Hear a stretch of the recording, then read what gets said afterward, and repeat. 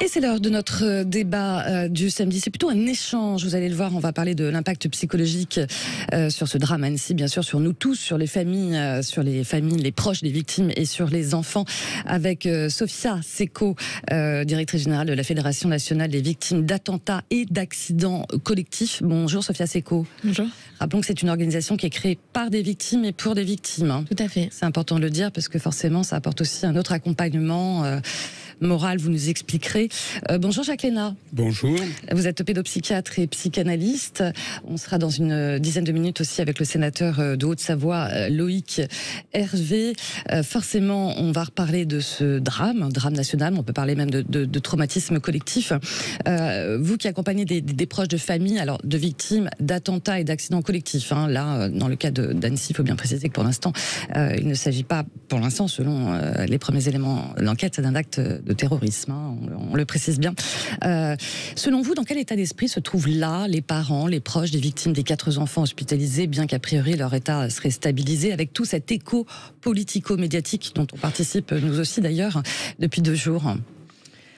Avant tout, je tiens à leur adresser nos pensées les plus solidaires. On sait que c'est des heures extrêmement difficiles, où tous les repères sont basculés. J'espère qu'elles sont préserver de cet écho médiatique justement, et je pense que c'est aussi le rôle des pouvoirs publics de créer une forme de bulle autour d'elles, notamment à l'heure où les soins sont essentiels. Très souvent, après un événement de cette ampleur aussi dramatique, aussi brutal, aussi violent, on a en face de nous des personnes qui sont dans un état de sidération, qui ne comprennent pas et qui sont là pour l'heure, on l'imagine, focalisées sur les soins de leurs enfants. Mais aujourd'hui, c'est vraiment, je pense, leur priorité, et tout ce qu'il y a autour, l'impact médiatique, l'impact politique, sera appréhendé dans les semaines qui suivent, et c'est là où on se rendra compte réellement du retentissement que ça a eu sur elles. Mais là, je pense, en tout cas, en faisant le parallèle avec ce que peuvent vivre des victimes d'actes de terrorisme, c'est vraiment le choc, la sidération, l'incapacité en fait à comprendre, à donner, donner des explications sur le pourquoi.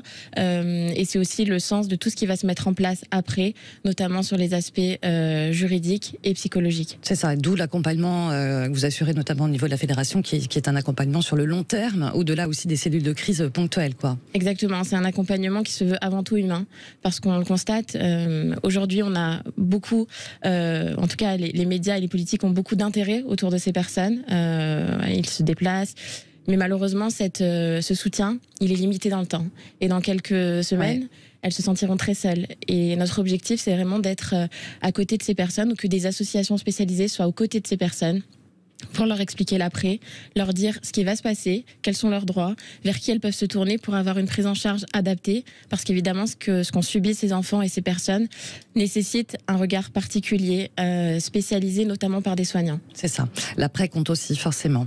L'après, là on est dans le ici et maintenant. Jacques Léna, vous qui êtes pédopsychiatre, on disait comment expliquer l'inexplicable, comment ne pas trop regarder les réseaux. On sait qu'il y a eu aussi pas mal de vidéos qui ont circulé à un moment donné sur l'agression sur les réseaux avant d'en être retiré. Et la question qui se pose, et c'est la question d'ailleurs qu'on pose à nos éditeurs, figurez-vous, est-ce que vous en avez parlé à vos enfants? 73% nous disent non. C'est compliqué d'expliquer ça aussi à des plus petits, de mettre des mots là-dessus, sachant que c'est inexplicable aussi. Oui, parce qu'on confond le récit des faits, qui n'est pas une explication, qui est une explicitation de ce que l'on entend ici ou là sur le déroulé des faits, et puis les explications, et voire les interprétations. Or,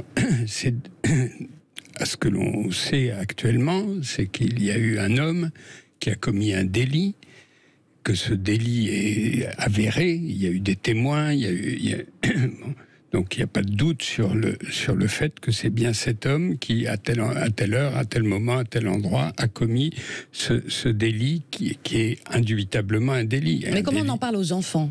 Comment on en parle aux enfants? C'est plutôt ça la question. Sachant que maintenant on est ultra connectés, les plus jeunes aussi.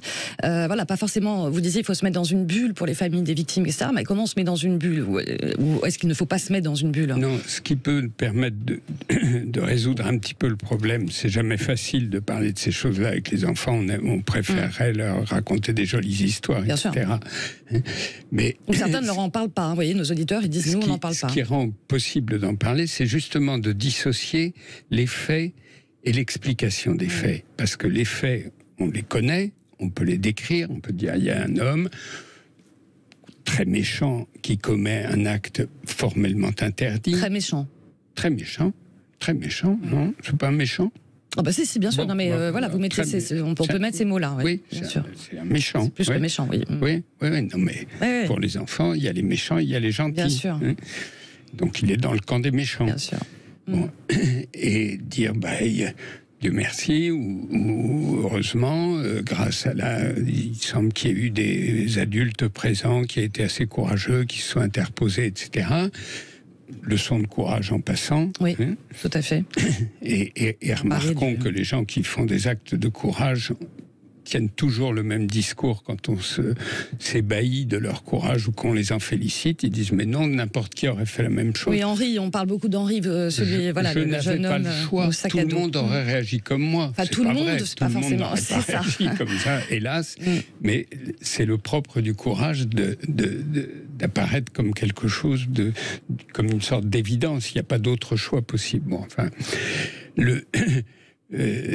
raconter aux enfants ce qui s'est passé et possiblement les enfants peuvent dire pourquoi. Et là, l'adulte est en mauvaise position. Bien puisque sûr. C'est de l'inexplicable. On ne sait pas, on ne connaît pas cet homme. Et donc, il faut... Et cette dissociation entre la description des faits et les tentatives d'explication, ça permet de parler tranquillement, parce que sur les faits, nous sommes tous d'accord sur ce qui s'est passé. C'est un homme qui était un peu clochardisé, semble-t-il, dans un très grand désarroi, semble-t-il également, sans rentrer dans les raisons. Oui, bien sûr. Et en les rassurant aussi, en disant alors, attention. Ce qui va les rassurer, c'est que on va s'appuyer sur quelque chose. Je parle sous votre contrôle, madame. Qui est un constitutif de notre droit pénal, c'est-à-dire que on ne juge pas principalement des actes, on juge des personnes, en droit français en tout cas. Et par conséquent, sur les actes, on peut dès à présent, puisque les actes sont avérés avec des témoins, dire à l'enfant...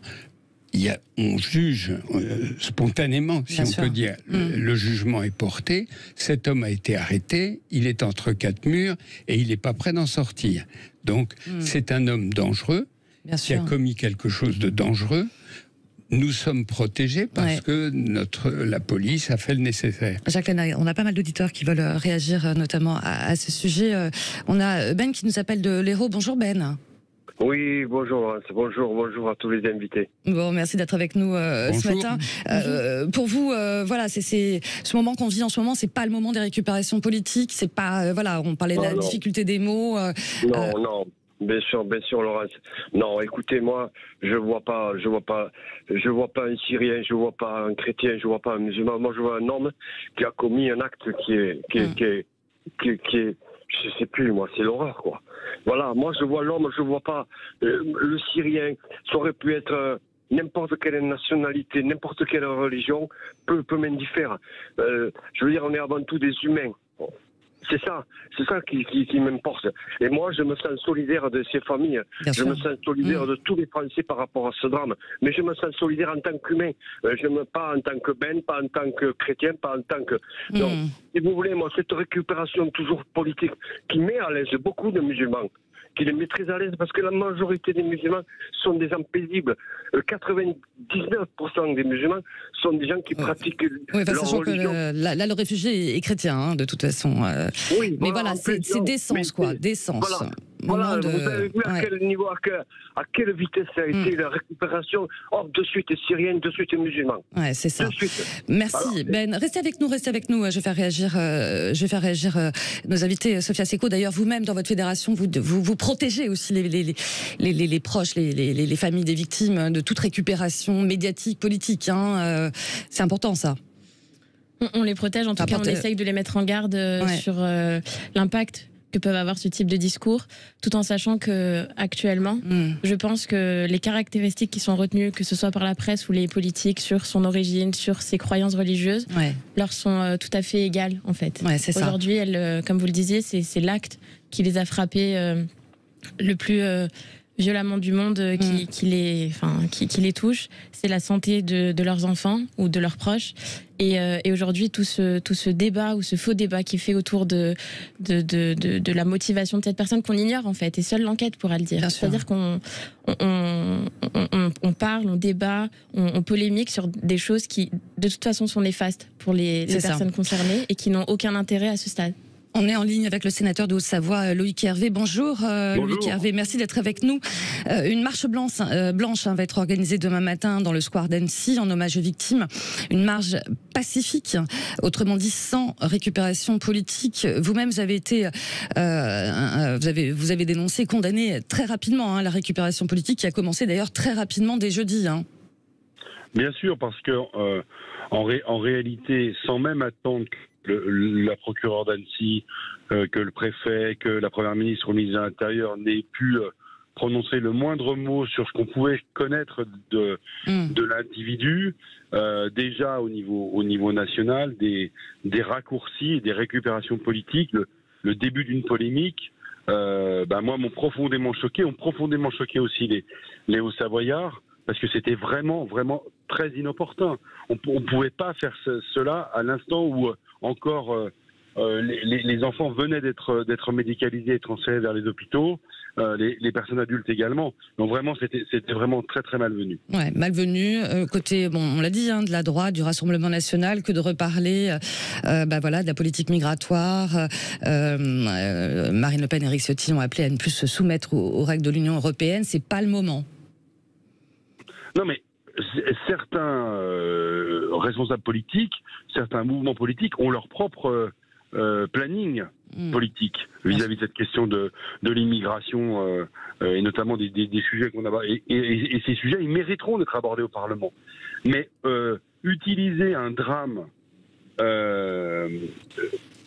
utiliser des raccourcis sans rien connaître de la situation, en fait, c'est irresponsable. Et j'espère que ces personnes-là, elles ont au moins conscience. On est samedi matin, donc ça fait 48 heures. Oui. Peut-être qu'elles pourraient esquisser un regret en disant qu'ils sont allés trop vite en besogne. Moi, je trouve ça totalement irresponsable et ça ne sert pas. En plus, ça ne sert pas. Pour le coup, ça ne sert pas à la cause qu'ils veulent défendre. Ouais. Pour ce qui me concerne, les questions de règles européennes que vous évoquez, les questions de droit d'asile, d'immigration, etc., sont des sujets qui sont très, très importants. Ils mériteront d'être abordés, mais pas comme ça. Ouais. Et vous savez, il y a toujours une espèce de chronologie de la décence à avoir. D'abord, on est dans l'effet de sidération. Ensuite, on est dans un effet où on exprime une émotion qui est forte et qui est une émotion qui est partagée très, très largement en France. Et après vient le temps de la politique. C'est ça. Merci beaucoup Loïc Hervé d'avoir été avec nous. Je rappelle que vous êtes sénateur de Haute-Savoie et qu'il y aura effectivement une marche pacifique organisée demain matin dans le square d'Annecy. Et vous y serez. Ok, merci beaucoup. Le mot de la fin, Sophia Seco, par rapport à ces familles, par rapport à ces enfants, le mot de la fin. Oui, évidemment, on pense à elles. Je pense qu'elles ont besoin de toute notre unité, de toute notre solidarité. J'ai confiance dans nos pouvoirs publics pour répondre à la particularité de leurs besoins. Comme je le disais, la qualification terroriste n'est pas retenue. Donc aujourd'hui, elles sont victimes de faits de droit commun. Et il est question de veiller à ce que tous leurs besoins soient couverts dans les dispositifs existants, qui ne sont pas aussi poussés que ceux dont bénéficient les victimes d'actes de terrorisme. Donc j'en appelle à un regard très humain et à un suivi surtout dans la durée, parce qu'elles vont en avoir besoin. Mot de la fin pour vous, Jacques Lénard. D'abord, c'est une bonne nouvelle de savoir que les enfants sont apparemment tirés d'affaire sur le plan vital. La seconde chose, c'est que le temps psychique n'est pas le temps de la justice, n'est pas le temps des médias, ô combien, oui, c'est sûr. Et du politique. Et du politique, que le vœu de votre auditeur Ben est un vœu pieux. Il y a toujours plus récupérateur, plus pompier pyromane en matière politique sur des déchaînements émotionnels comme ce genre d'événement peut se produire. Là-dessus, il faut écouter les victimes ou leurs proches, c'est-à-dire fichez-nous la paix. Fichez-nous la paix, on restera là-dessus. Laissez-nous tranquilles, laissez-les tranquilles. On les laisse tranquilles. Merci beaucoup d'avoir été avec nous tous les deux. Merci Sophia Secco et merci Jacques Léna. Allez, à suivre dans quelques instants le journal. Merci de votre accueil. Merci.